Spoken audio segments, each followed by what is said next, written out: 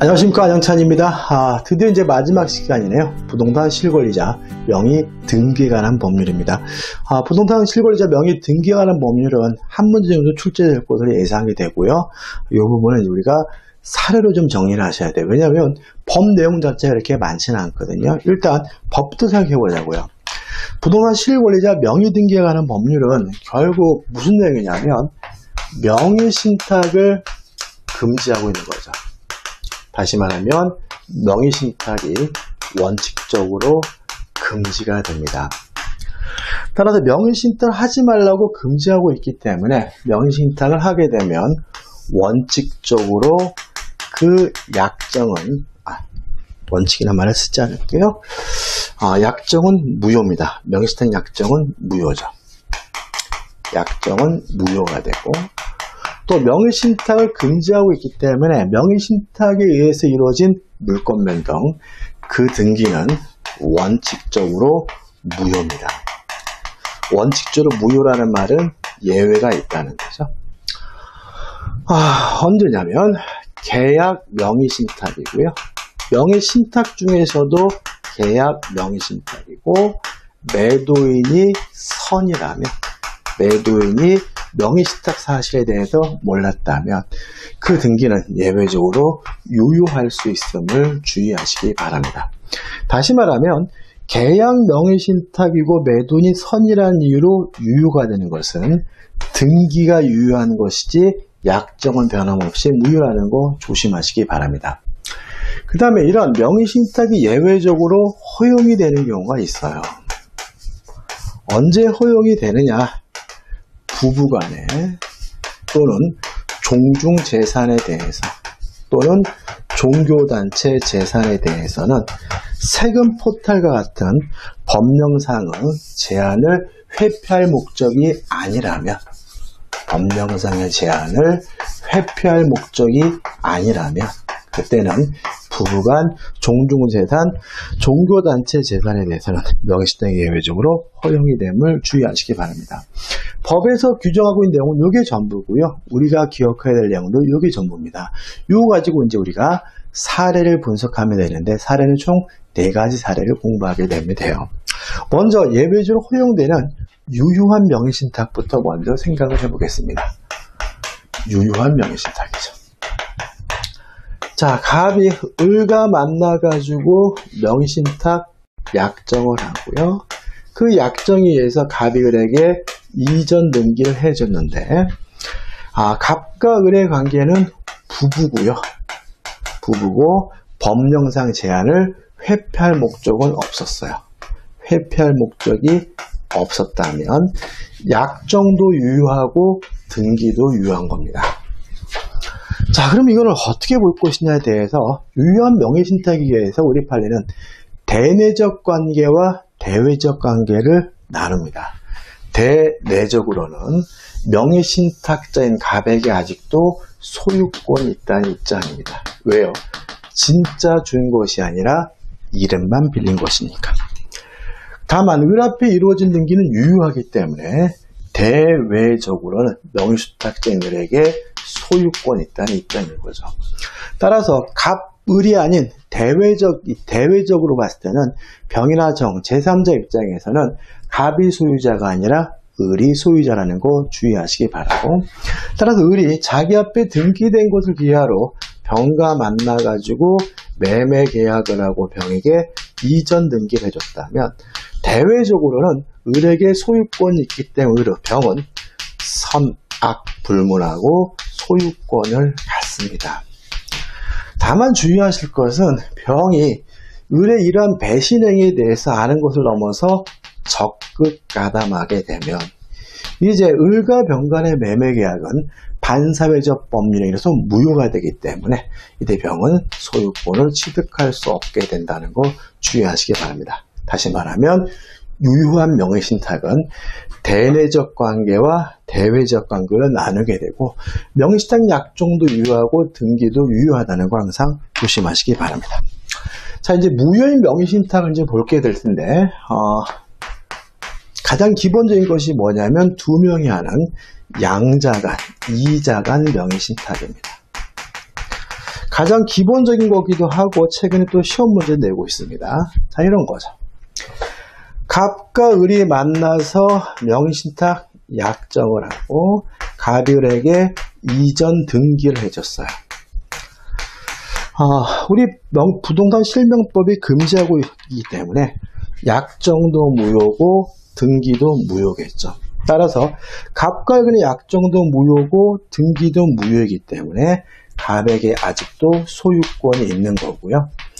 또 명의신탁 하게 되는 이유는 보통 세금 회피나 또는 재산 능력 이런 거잖아요. 반사회적이지는 않습니다. 따라서 갑이 을에게 이전 등기해 준 것은 불법 원인 급여가 아니므로 갑은 자신의 소유권을 이유로 을의 등기에 대해서 말소를 청구하는 것이 가능하죠.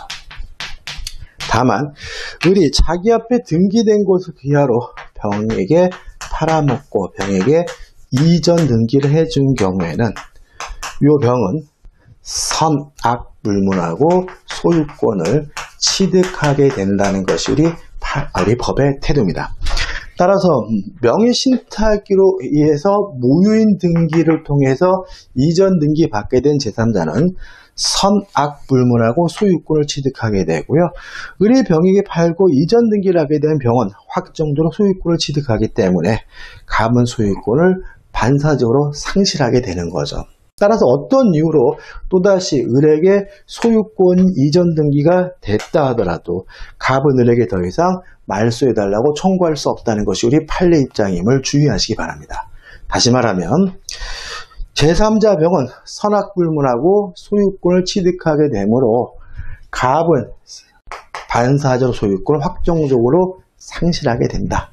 따라서 병에서 을로 소유권 이전 등기가 복귀된다 하더라도 이제 더 이상 갑은 을에게 자신의 소유권을 이유로 말소를 청구할 수 없음을 주의하시기 바랍니다. 물론 병이 아는 것을 넘어서 적극 가담하게 되면 이제 을과 병 간의 매매 계약이 반사회적 법률에서 무효가 되니까 병의 등기는 무효고 그때는 소유권을 취득할 수 없다는 점을 우리가 충분히 기억할 수 있을 거라 믿습니다. 이 양자간 명의신탁이죠. 이거 한번 문제 한번 풀어볼까요? 31회 때 시험 문제가 나왔습니다. 자, 보시면 갑은 법령상의 제한을 회피하기 위해 2019년 5월 배우자 을과 명의신탁 약정을 하고 자신의 X건물을 을맥으로 소유권 이전을 마쳤죠. 이게 많이 틀렸던 이유는 뭐냐면 배우자 부부니까 을의 등기, 을의 명의신탁이 유효하거나 이러면 안 되는 거죠. 그러니까 우리가 부부란 이유로 명의신탁이 유효하기 위해서는 법령상의 제한을 회피할 목적이 없어야 유효한 것이고 문제 지문처럼 법령상의 제한을 회피할 목적으로 명의신탁 약정을 했다면 이건 뭐죠? 무효인 것이고 무효인 양자간 명의신탁임을 알 수가 있는 거죠. 이 안에 틀린 거죠. 1번 갑은 소유권에 의해 을을 상대로 소유권 이전 등기 말소를 청구할 수가 있다. 다시 말하면 약정도 무효고 등기도 무효니까 갑은 자신의 소유권 이유로 을의 등기에 대해서 말소를 청구할 수가 있는 거죠. 2번 갑은 을에게 명의신탁 해지를 원인으로 소유권 이전 등이 청구할 수 없다. 맞는 겁니다. 여러분 조심할 것이 뭐냐면 해지라는 것은 유효한 계약을 장래 향하여 그 효과를 소멸시키는 게 해지거든요. 따라서 만약에 갑과 을 간의 명의신탁 약정이 유효한 상태라면 약정을 해지하고 을에게 이전 등기해달라고 청구할 수 있겠지만 이 사례는 약정 자체가 무효이기 때문에 해지할 수 없는 거고요. 해지를 이유로 을에게 말소해달라고 이전 등기해달라고 청구할 수는 없는 거죠. 무효니까 자신의 소유권을 이유로 말소 등기를 청구할 수 있을 뿐임을 주의하셔야 되겠죠. 3번 을이 소유권 이전 등기 후 X건물을 점유하는 경우 을의 점유는 타주 점유이다. 맞죠? 명의수탁자의 점유는 타주 점유입니다. 4번 을이 병에게 X건물을 증여하고 소유권 이전 등을 해줬어요. 그럼 병은 선악불문하고 소유권을 취득하니까 병은 특별한 사정이 없는 한 소유권을 취득하죠. 그럼 병이 선악불문하고 소유권을 취득했다면 갑은 반사적으로 소유권을 뭐죠? 확정적으로 상실하게 돼요. 따라서 5번 을이 병에게 X건물을 적법하게 양도하였다가 다시 소유권을 취득한 경우 갑은 을에게 소유물 반환을 청구할 수 있다는 지문은 X다. 왜냐하면 병이 확정적으로 소유권을 취득하는 순간 갑은 확정적으로 소유권을 상실하기 때문에 을에게 다시 소유권이 복귀됐다 하더라도 더 이상 반환을 말소를 청구할 수 없다는 것이 우리 판례 입장을 주의하시기 바라고 답은 뭐죠? 5번이 되는 거죠. 이해되시죠, 여러분들?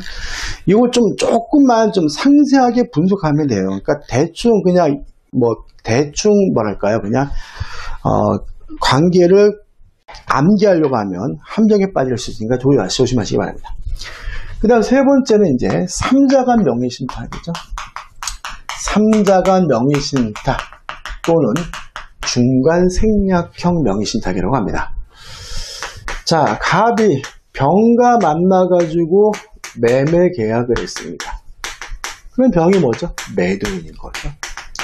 그러고 나서 을과 만나서 명의신탁 약정을 한 거죠. 네 이름 좀 빌리자. 그래서 매도인에서 명의신탁자로 직접 등기가 이루어졌다면 3명이 한다 그래서 3자간 명의신탁이고요. 갑을 거치지 않고 을로 직접 등기가 됐다 그래서 중간 생략형 명의신탁이라고도 합니다. 물론 약정도 무효고 등기도 무효입니다. 따라서 매도인인 병에게 아직도 소유권이 있는 거죠. 물론 갑은 을과의 명의신탁 약정 자체가 무효이기 때문에 갑은 을에게 이전 등기해달라고 청구할 수는 없고요.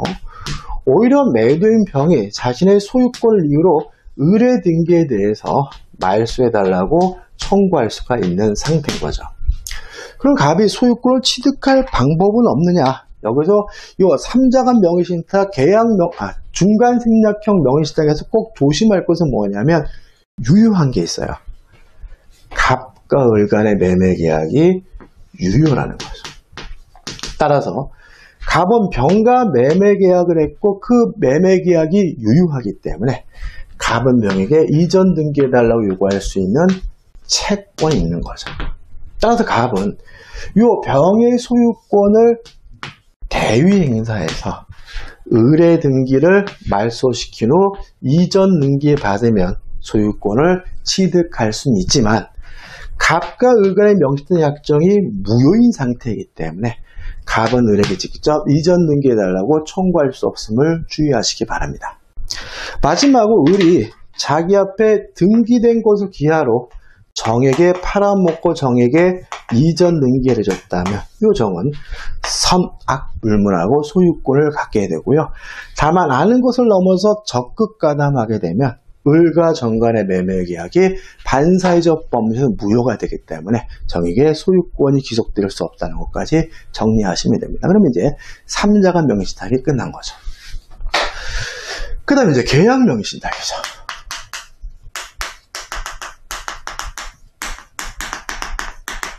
자, 이런 겁니다. 자, 갑이 병이 소유하고 있는 부동산을 사고 싶은데 직접 나서기가 어려워서 을과 만나서 네 이름 좀 빌리자 명의신탁 약정을 하고요. 내가 돈을 줄 테니까 네가 직접 사라 위임까지 해서 명의수탁자인 을이 병과 만나서 직접 매매 계약을 하고 병에서 을로 직접 이전 등기가 이루어졌다면 여기 명의수탁자 직접 매매 계약을 했다 그래서 계약 명의신탁이라고 하고요. 물론 계약 명의신탁도 변함없이 명의신탁 약정은 뭐인 거죠? 무효인 거죠. 약정은 변함없이 무효인 거예요.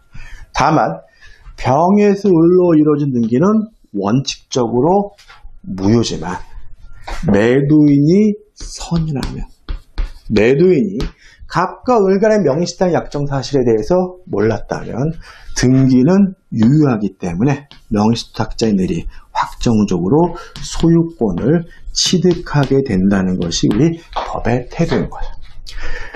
자, 여기서 좀 생각해 보자고요. 자, 을의 소유권을 취득했기 때문에 이제 갑은 을에게 소유권 자체를 넘겨달라고 요구할 수는 없는 거예요. 왜요? 을이 확정적으로 소유권을 취득했으니까요. 다만 위임을 하면서 지급한 그 매매 대금에 대해서는 갑이 을에게 무당이득 반환을 청구할 수 있다는 것이 우리 판례 입장인 거죠. 정리해보면 계약 명의신탁이고 매도인이 선이라면 명의수탁자는 확정적으로 소유권을 취득한다. 따라서 명의신탁자인 갑은 을에게 소유권 자체를 넘겨달라고 요구할 수는 없고 다만 위임하면서 지급한 그 매매 대금에 대해서 부당이득 반환을 청구할 수 있다는 것이 우리 판례 태도라는 거 꼭 기억해 두시면 되겠죠. 자, 근데 여기도 좀 생각해 볼 게 있어요. 요 수탁자의 등기가 유효하다는 이유로 을이 소유권을 취득하려면 매도인이 선이어야 돼요. 만약에 매도인이 악이라면 을의 등기는 무효인 거죠. 꼭 그러느냐? 만약에 이런 문제입니다. 갑이 을과 만나서 명의신탁 약정을 하고 위임을 했어요. 그래서 병소유인 매도인과 만나서 매매 계약을 한 것이 아니라 경매를 통해서 을 앞으로 이전 등기가 이루어진 경우죠. 다시 말하면 계약 명의신탁인데 일반적인 매매가 아니라 경매 경우죠. 이 문제에 대해서 우리 판례는 매도인이 선인지 악인지 따지지 않고 을의 등기는 유효하기 때문에 매도인이 선악불문하고 명의수탁자가 소유권을 취득하게 됨을 주의하시기 바랍니다. 왜냐하면 경매는 매도인인 채무자가 하는 것이 아니라 법원이 하는 거죠. 그렇기 때문에 법원이 하는 경매의 경우에 채무자인 매도인이 알았는지 몰랐는지를 굳이 고려할 필요가 없다는 거죠. 따라서 경매에 대해서 계약 명의신탁이 이루어졌다면 매도인의 선악을 불문하고 명의수탁자의 등기는 유효하다는 것이 우리 판례 입장이라는 것까지 정리하시면 되고요. 그러면 이제 부동산 실권리자 명의 등기에 관한 법률도 다 끝나게 되는 거죠. 자, 대표 이제 2개만 풀어볼 겁니다. 2개 풀어보고 수업을 마감하게 되는 거죠. 대표제입니다. 2020년 5월 신탁자 갑과 그의 친구인 수탁자 을이 X부동산에 대하여 명의신탁 약정을 한 후 을이 직접 계약 당사자가 되어 병으로부터 매수하고 소유권 이전 등을 마쳤다. 다음 설명 중 옳지 않은 거고, 그러면 명의수탁자가 직접 계약을 했기 때문에 뭐가 되는 거죠? 계약 명의신탁임을 알 수가 있는 거죠. 자, 옳지 않은 겁니다. 1번 갑을 사이에 명의신탁 약정은 무효이다. 2번 매도인이 갑을 사이에 명의신탁 약정 사실을 몰랐다면 을의 등기는 유효하니까 을은 X의 소유권을 취득한다. 맞는 질문이죠. 3번 병이 갑을 사이에 명의신탁 약정 사실을 알았는지 여부는 소유권 이전 등기가 마쳐진 때를 기준으로 판단해야 한다. X입니다. 항상 우리 민법은 특별한 사정이 없는 한 법률 행위 시를 기준해요. 그러니까 매매 계약할 병과 을이 매매 계약할 당시를 기준으로 해야 되는 것이지 이전 등기할 때를 기준하는 것은 아니기 때문에 답은 뭐죠? 3번이 되는 거죠. 4번 을이 X 소유권자가 된 경우 갑으로부터 제공받은 매수자금 상당액을 갑에게 부당이득으로 반환하여야 한다. 맞죠?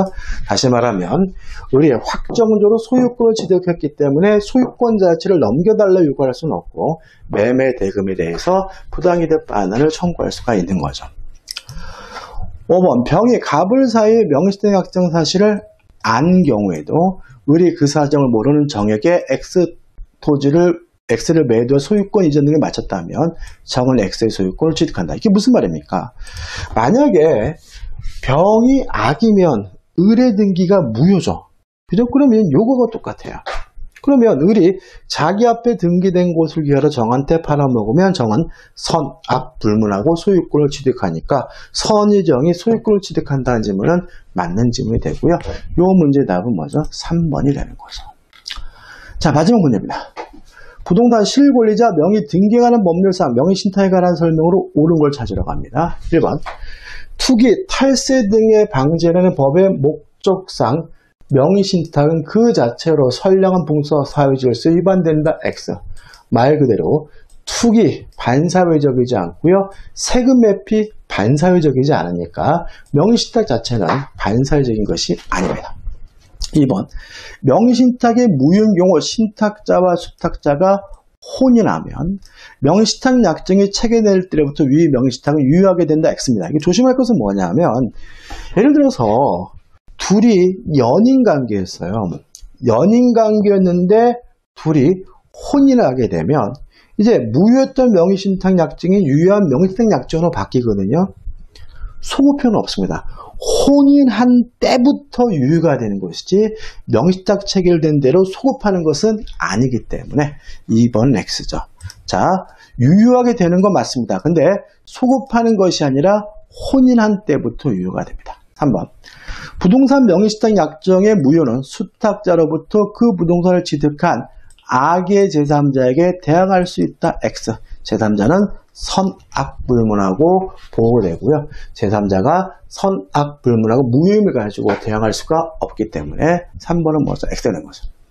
4번, 농지법에 따른 제한을 피하기 위하여 명의신탁을 한 경우에도 그에 따른 수탁자 명의 소유권 이전 등기가 불법 원인급여라고 할 수 없다. 맞는 질문이죠. 다시 말하면 세금 회피 이런 것도 다 반사회적이지 않으니까 을앞이 이루어진 등기는 뭐죠? 불법 원인급여는 아닌 거죠. 답은 뭐죠? 4번입니다. 5번, 조세 포탈 등의 목적 없이 종교단체 당의 명의로 그 종교단체 보유부동산의 소유권 등을 한 경우 그 단체와 단체장 간의 명의신탁 약정은 유효하다. X입니다. 자, 우리 이게 지금 판례인데 지금 종교단체 보유 부동산 소유권으로 등기했다. 그러니까 종교단체장 명의로 등기하는 것은 유효가 아니라는 것이 우리 판례 입장이므로 5번도 X입니다. 조심하시기 바라고 답은 뭐죠? 4번이 됨을 유의하시기 바랍니다. 자, 여기까지고요. 요 5번은 제가 나중에 판례할 때 한번 다시 한번 말씀드릴게요. 자, 여러분들 여기까지고요. 그동안 기본 요령 강의 들으시면 수고 많으셨고, 여러분들 제 강의 들으신 분들 한 분도 빠짐없이 모두 합격하기를 기원하겠습니다. 여러분들 모두 수고 많으셨고, 여러분들 정말 고맙습니다.